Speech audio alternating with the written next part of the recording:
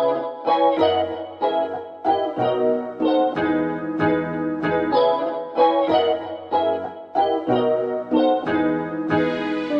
s'intéresse maintenant au sort de Christophe Glaise, journaliste sportif indépendant, originaire d'Agen, qui est emprisonné en Algérie depuis le mois de juin pour apologie du terrorisme.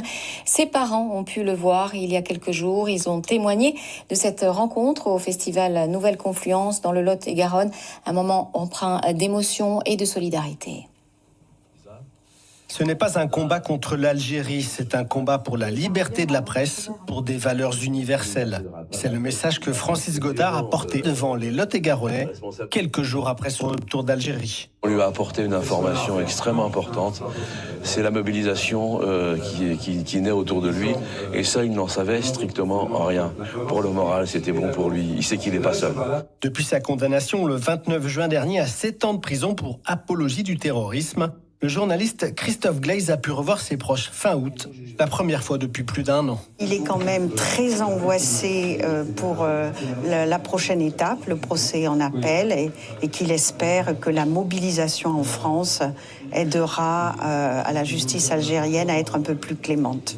Un procès en appel qui devrait se tenir entre octobre et la mi-novembre. Tous espèrent ici que les tensions diplomatiques actuelles entre la France et l'Algérie ne viendront pas compromettre les chances de libération de l'enfant du pays. Je crois que c'est aussi notre rôle en tant qu'élus, responsables politiques, de faire savoir que ces situations sont juste inacceptables.